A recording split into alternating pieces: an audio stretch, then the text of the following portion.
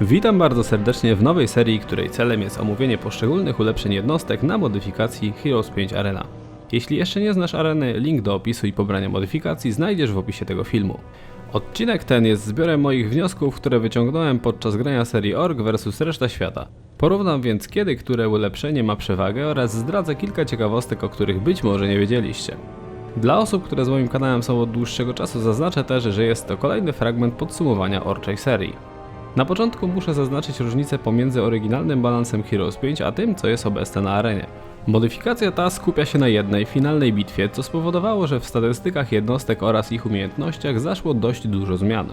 Obecnie nie ma takiego zestawienia dwóch ulepszeń, z którego jedno będzie jedynym słusznym wyborem. Każda jednostka ma tutaj swoje miejsce i jest skuteczna w innych okolicznościach. Na tierze pierwszym frakcji twierdzy do wyboru mamy Goblina Sidlarza i Goblina Plugawca. Sidlarz jest, biorąc pod uwagę statystyki, ulepszeniem bardziej defensywnym, jednak główną różnicą pomiędzy nim a Plugawcem są umiejętności startowe oraz te nabyte wraz z nabijaniem szału krwi. Tak więc Sidlarz może zostawiać pułapki, których działanie może mieć 4 różne efekty. Istota zatrzyma się na polu, w którym stała pułapka, istota zatrzyma się 2 pola wcześniej niż powinna, istota zatrzyma się 1 pole wcześniej niż powinna, sidła były nieskuteczne i gotowość bojowa naszego goblina zostaje wyzerowana, czyli traci on najbliższy ruch. Tutaj przedstawiam Wam wzór działania umiejętności sidła, a dla przykładu obliczę ich skuteczność na podstawie konfrontacji z 70 niedźwiedziami. Wynik to -3, czyli szanse rozkładają się następująco. 10% na to, że jednostka się zatrzyma, 25% na to, że zatrzyma się pole wcześniej, 25% na to, że zatrzyma się 2 pola wcześniej oraz 40% na to, że sidła będą nieskuteczne, a goblin straci całą swoją gotowość bojową. Z ciekawostek związanych z tym ulepszeniem mogę wymienić nietypowe użycie sideł, a mianowicie podczas walki z lochem możecie zdejmować niewidzialność prześladowcy i damy cienia, jeśli rozłożycie pułapkę w miejscu, gdzie dana jednostka stoi. Czyli gdy gra się zaczyna i przeciwnik klika umiejętność specjalną prześladowcy i w następnej turze wy goblinem położycie sidła na polu, w którym prześladowca stał się niewidzialny, no to te sidła automatycznie zadziałają w ten sposób, że prześladowca zostanie w nie złapany i ujawniony. Poziomy szału w jego przypadku dają dodatkowe punkty życia za pierwszy poziom, możliwość nałożenia wyniszczających ran i dodatkową siłę ofensywną na poziomie drugim oraz brak kontrataku wroga na poziomie trzecim. Na poziomie drugim można w takim przypadku robić ciekawą kombinację. Gobliny po otrzymaniu obrażeń uciekają, więc jeśli zaatakujecie jednostkę przeciwnika i uda się Wam nałożyć na nią wyniszczające rany, to jest duża szansa, że goblin po otrzymaniu kontrataku ucieknie poza zasięg atakowanej istoty. Podsumowując, Goblin Sidlarz świetnie sprawdzi się w walce z przeciwnikiem, który posiada jednostki o dalekim zasięgu, a w szczególności takie, które dysponują jakimś rodzajem szarży. Może skutecznie zabezpieczać inne wasze jednostki przed silnym natarciem ze strony przeciwnika. Znając 4 warianty działania sideł, powinniście więc też wiedzieć, że najlepiej postawić je bezpośrednio przed istotą, którą chcecie zatrzymać. Czas na drugie ulepszenie goblina, czyli plugawca. Plugawiec może plugawić magię i również ma 4 warianty działania swojej umiejętności. Wariant pierwszy, zaklęcie zawodzi. Wariant drugi, siła czarów rzuconego zaklęcia jest dwukrotnie niższa. Wariant trzeci, podwojony koszt rzucenia zaklęcia. Jeśli rzucający nie posiada wystarczającej ilości punktów many, aby pokryć ten koszt, zaklęcie nie odnosi skutku, a wartość many przeciwnika spada do zera. Wariant czwarty, plugawienie zawodzi. Goblin traci gotowość bojową. Jeśli nie udało się splugawić czaru ofensywnego, to jego skutki odczuje również goblin. Więc jeśli zostanie rzucona implozja na cyklopa, plugawienie się nie uda, to implozją oberwie i cyklop i goblin. Dodatkowo w przypadku goblina przeciwnik nie poniesie kosztu zaklęcia. Dodam jeszcze, że jeśli plugawienie nie uda się w przypadku szału, to goblin również zostanie objęty skutkiem tego zaklęcia. Wzór na działanie plugawienia na jednostki jest taki sam, a w przypadku użycia plugawienia na bohatera wzór na end-target to poziom bohatera plus poziom czaru. Dla przykładu, bohater posiada najbardziej pospolity poziom na arenie, czyli 17. Próbuje rzucić rozkład, czyli zaklęcie trzeciopoziomowe. End-target dla tego zestawienia równa się 20, end-goblin równa się 12, czyli mamy wynik -8. Szansa, że z powodzenia w kolejności, w której wymieniłem warianty, wynosi 5%, 40%, 5% i 50%, więc macie 50% szans, że zaklęcie zostanie rzucone, a wasz goblin straci gotowość bojową. Szansa, żeby powstrzymać bohatera jest raczej nie za duża i osobiście stosuję plugawienie, gdy wiem, że przeciwnik gra światło lub przywołanie. Wtedy nieudana próba nie kosztuje mnie nic, a może przynieść zaskakująco pozytywny rezultat. Ale goblin ten ma inne zalety, które związane są z jego umiejętnościami otrzymanymi za odpowiedni poziom szału. Pierwszy poziom szału to, tak jak w przypadku sidlarza, 2 punkty życia. Przy drugim zaczyna być ciekawiej, bo goblin nakłada klątwę oraz ma szansę na wypaczenie pozytywnego efektu posiadanego przez przeciwnika. Trzeci poziom szału, poza brakiem kontrataku, to nałożenie zaklęć osłabiających na przeciwnika, tak jak to robi Córa Ziemi. Podsumowując, goblin ten świetnie sprawdzi się w bitwie z przeciwnikiem, który gra magią światła lub przywołania. Przy magii zniszczenia i mrogu jest bardziej ryzykowny i znacznie mniej opłacalny.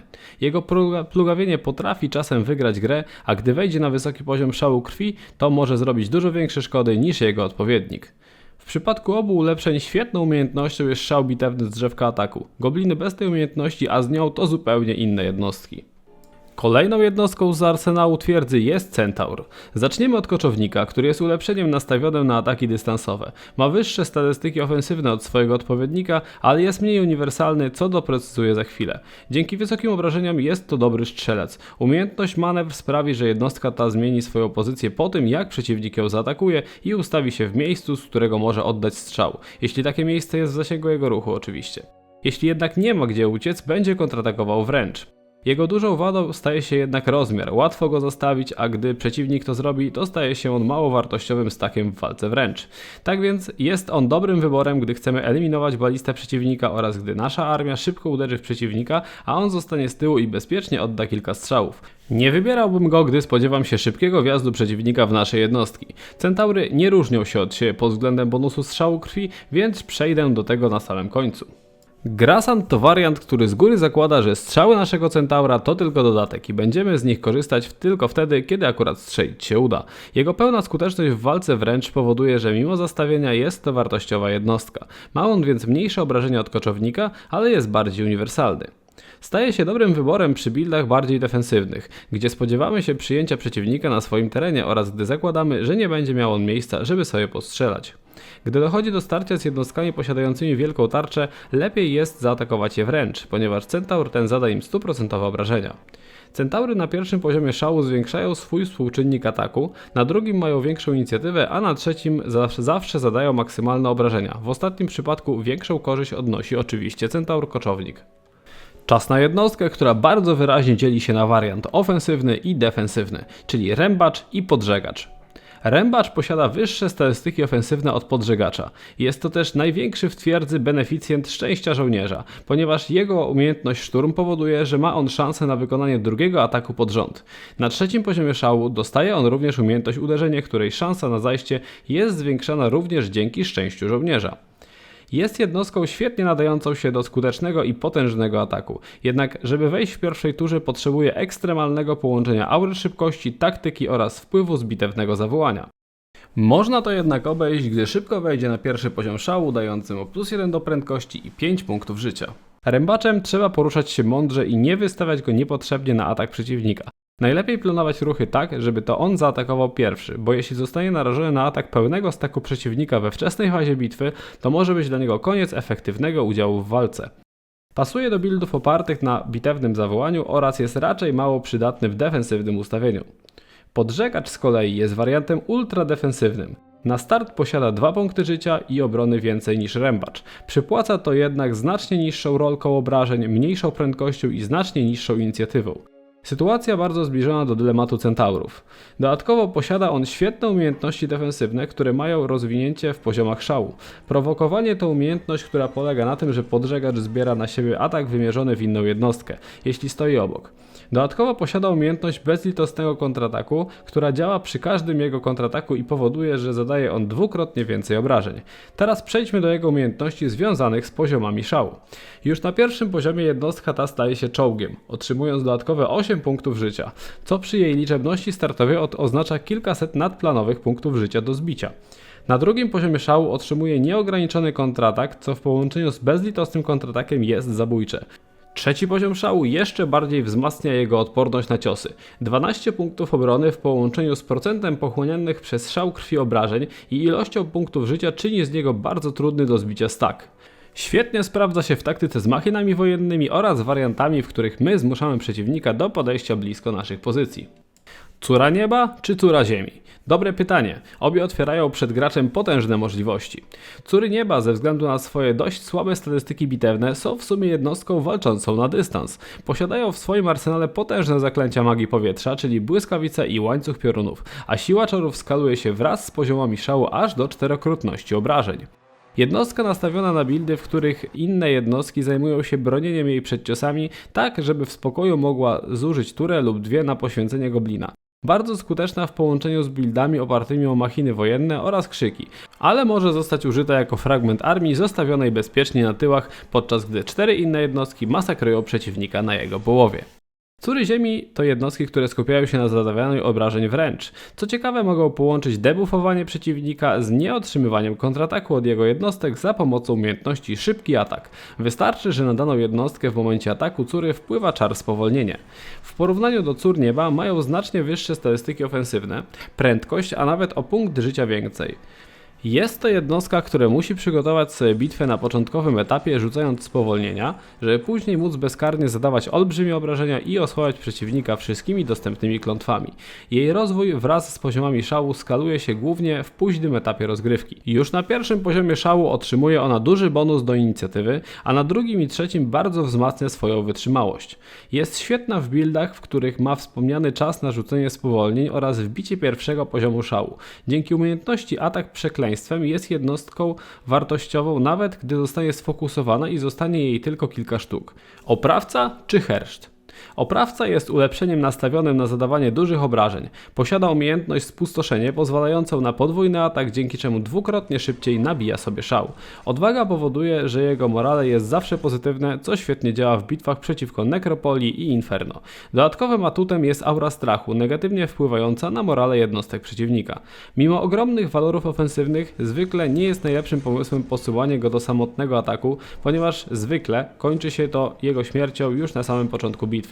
Szał początkowo wzmacnia jego siłę ofensywną i mobilność, na drugim poziomie dodaje 10 punktów do życia, a na trzecim powoduje, że oprawca uderza przeciwnika trzykrotnie. Herszt jest bardziej zrównoważonym ulepszeniem, które na początku bitwy zwykle dyryguje armią z drugiej linii i włącza się do bitwy nieco później. Jednostki przylegające do Herszta mają o 100 inicjatywy więcej, ponadto posiada on umiejętność rozkaz wodza, który przyspiesza ruch wybranej jednostki o 0,01 gotowości bojowej za każdą jednostkę Herszta w staku. Jest bardzo dobry właściwie w połączeniu z każdym buildem. Jednostka dosyć uniwersalna, jednak przy chęci silnej ofensywy znacznie odstaje od oprawcy. Szał początkowo zwiększa jego inicjatywę, na drugim poziomie dodaje mu 12 punktów życia, dzięki czemu jest bardzo pancerną jednostką, a trzeci poziom to podwójny atak. Czas na wywerny, czyli jedyne jednostki w twierdzy, które nie posiadają szału krwi. Jadowita wywerna to szybszy wariant, opierający się na zatruwaniu przeciwnika. Posiada zdolność regeneracji, dzięki czemu gdy bitwa idzie po naszej myśli, możemy wycofać ją na tyły, zregenerować i zaatakować przeciwnika ponownie. Dobra, zwłaszcza gdy zależy nam na szybkim dobijaniu przeciwnika, np. uzbrojonego w ostatni bastion. Pałkaj to specyficzne ulepszenie. Posiada umiejętność oddech błyskawicy, który powoduje, że zadaje ona obrażenia wszystkim stykającym się ze sobą jednostkom wroga. Jednak jeśli wróg jest jeden, zada ona mu 100% możliwych obrażeń, jeśli wrogów jest dwóch, otrzymają oni po 50% obrażeń i tak dalej zgodnie z tym wzorem. Im więcej atakowanych wrogów, tym mniejsze obrażenia per jedna jednostka. Posiada ciekawy feature, o którym należy pamiętać. Gdy kontratakuje, oddech błyskawicy zadaje wszystkim stykającym się jednostkom przeciwnika 100% obrażeń. Umiejętnością specjalną PAO jest zjadanie ciał. Jest to bardzo przydatna umiejętność w walkach z Akademią i Nekropolią, a zjadanie ciał w połączeniu z odpornością na oślepienie przydaje się również w walce z elfami. Na zakończenie dylemat pomiędzy wariantem bezpiecznym a szalonym dzikusem. Zanim przejdę do szczegółów obu ulepszeń, omówię ich wspólne umiejętności. Zmniejszona skuteczność w walce na dystans powoduje, że strzał opłaca się tylko w momencie, w którym nie chcemy oberwać dużą kontrą. Strzelec tego typu może też zostać wykorzystany do zniszczenia wózka z amunicją. Dobrym rozwiązaniem bywa też nałożenie na cyklopa potężnego uderzenia. Cyklopy zjadają też gobliny, lecząc się w ten sposób do 100% punktów życia.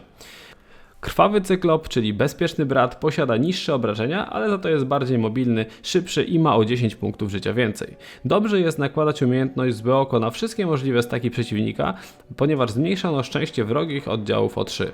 Cyklop ten jest także odporny na strzał, co jest bardzo wygodną umiejętnością. Używa się go zwykle w buildach, w których pełni funkcję defensywną i planujemy wysłać go naprzód dopiero w dalszym etapie rozgrywki. Świetnie sprawdza się na Sylvan, który lubi opierać się na zwiększaniu swoich obrażeń za pomocą szczęścia. Dziki cyklop to ultraofensywny i niebezpieczny wariant tego tieru. Posiada potężny atak obszarowy i możliwość zbicia gotowości bojowej przeciwnika. Mała prędkość i niższa inicjatywa są wynagrodzone olbrzymimi obrażeniami i lepszym od krwawego cyklopa atakiem. Połączenie taktyki, aury szybkości i butów obieży świata pozwala mu na atak w jednostki przeciwnika już w pierwszej turze. Ustawiając go na początku gry należy pamiętać, by stał możliwie jak najdalej swoich oddziałów, żeby kontratakując wrogą jednostkę nie zahaczył przy okazji innych orków. Odporność na hipnozę jest tu symboliczna, ale bywa czasem przydatna. Używa się go zwykle do wywierania strategicznej presji na przeciwnikach oraz w buildach, które pozwalają mu na atak w pierwszej turze. Wykazuje się świetną synergią z Hersztem, co mogliście zobaczyć na wielu odcinkach serii Ork vs reszta świata. Ciekawostką odnośnie orków jest też to, że ork, na którego w danym momencie wpływa zaklęcie szał, otrzymuje dwukrotnie więcej szału krwi. Można z tego skorzystać, ładując taką jednostkę zewem krwi znacznie szybciej do 3. poziomu szału.